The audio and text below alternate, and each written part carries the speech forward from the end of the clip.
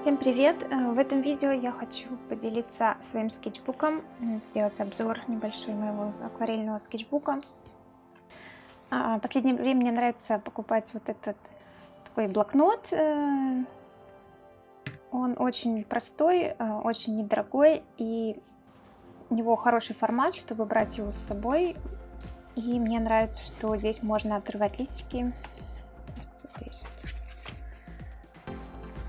Сейчас я в основном работаю в абстрактной манере, поэтому весь этот скетчбук, он достаточно абстрактный, сразу говорю.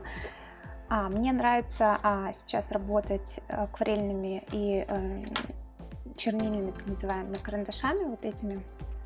Поэтому в скетчбуке я обычно тестирую какие-то цвета, я тестирую, что происходит при размывании, как они размываются.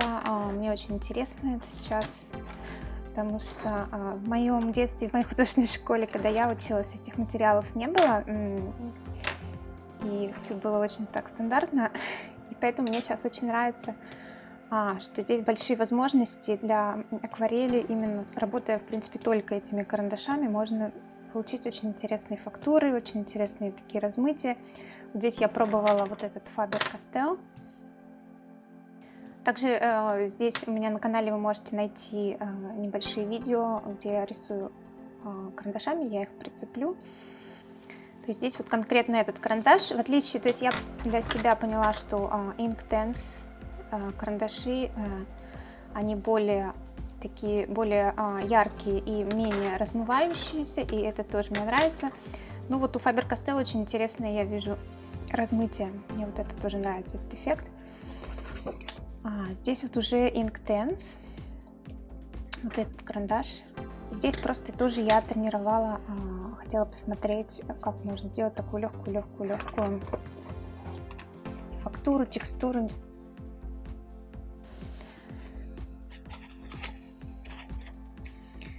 Как правило, очень люблю тоже соединять это просто с гелевой ручкой. Это просто такие почеркушки. Просто я делаю, чтобы расслабиться иногда между уроками, которые я провожу. Кстати, я провожу также онлайн-уроки по рисованию, если кому интересно. Вы можете об этом тоже прочитать в описании. Здесь тоже просто я тренировала различные ручки. Здесь тоже просто акварель. Вот здесь мне нравится этот скетч, как он получился, не знаю, как тоже его назвать, или такой мини-рисунок уже скорее. Здесь я немножко работала вот такой блестящей ручкой, я не знаю, будет ли это видно. Я думаю, что немножко видно, вот как она отливает. Такая металлическая ручка, красная, но, к сожалению, как я поняла, она, конечно, не профессиональная, в том смысле, что она быстро выгорает. Либо, наверное, нужно будет закреплять это. Я вот еще не дошла до этого материала, который закрепляет акварель и не позволяет ей выгорать. Это тоже такой абстрактный рисунок, где я просто пробую, опять же, вот это здесь разные варианты ручек, акварель. То есть я это просто делаю иногда, совершенно не задумываясь, просто как какую-то такую абстрактную практику. Если вам интересно, вот начать какие-то абстрактные делать вещи, не бойтесь, то есть это не обязательно должно быть что-то одно, иногда вы можете делать одно реалистичное, вы можете делать абстрактные такие зарисовки, то есть не всегда нам нужен какой-то предмет, чтобы рисовать. Вот здесь тоже просто мне хотелось посмотреть, как размоется фломастер. Один из моих любимых фломастеров сейчас это вот этот. По-моему, японский такой. Он очень яркий, у него хороший вот такой кончик, вот, достаточно тонкий.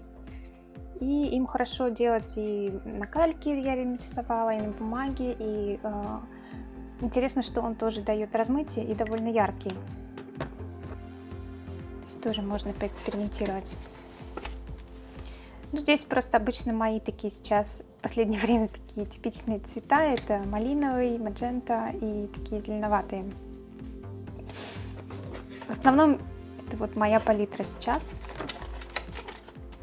Здесь и просто идеи для живописной работы, которую я собиралась сделать, но в большом формате пока что так я и не сделала ее. Здесь тоже небольшие эскизы. Здесь зарисовка заката. Это, кстати, видео есть, как я это делала. По-моему, есть здесь у меня на YouTube. Нет, это просто, да, зарисовка заката, который я вижу из окна, в основном летом, очень красивые закаты. И это просто хорошая практика порисовать акварелью. Это эскиз для такого объемного коллажа, живопись. Сложно это как-то характеризовать, скорее такой арт-объект, который я делала.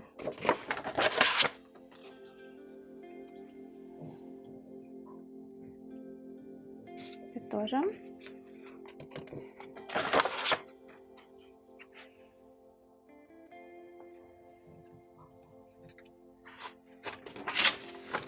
Вот эта зарисовка есть у меня здесь тоже в видео.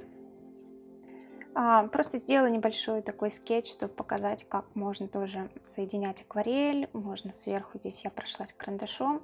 Просто как рисовать закат, как рисовать небо. Это довольно частый такой вопрос, который люди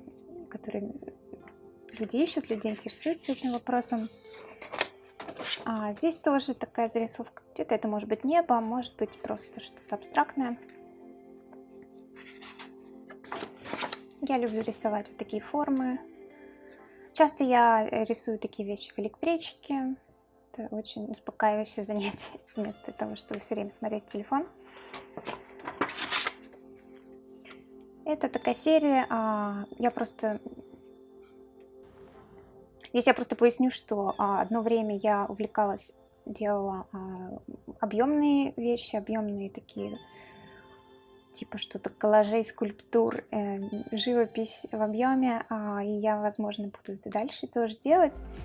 И такие вещи помогают мне тоже что-то найти, какие-то идеи, и, возможно, это тоже будет что-то потом, что-то такое. Вот здесь, кстати, я попробовала новую акварель.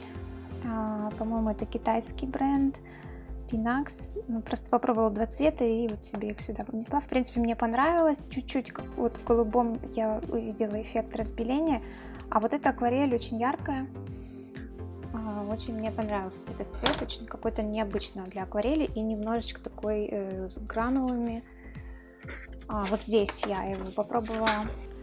Надеюсь, видно, да, что даже на видео, что очень яркий цвет. Интересная такая марка, мне она понравилась.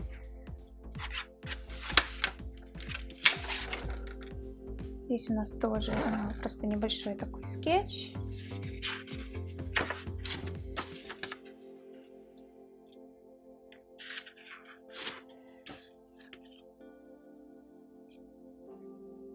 Очень часто для меня совершенно не важно направление работы. Я начинаю это рисовать иногда вертикально, потом я продолжаю это рисовать горизонтально.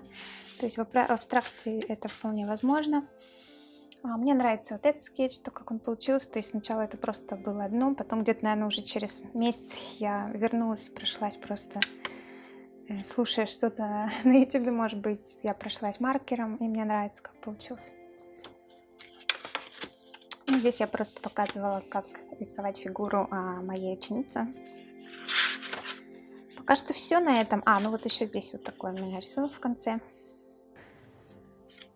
Возможно, да, вас это вдохновит тоже на какие-то абстрактные работы, абстрактные скетчи. Пишите, может быть, да, какие-то вопросы, комментарии по материалам, может быть, что-то вам интересно из этого узнать. На этом с вами я прощаюсь. Всем пока!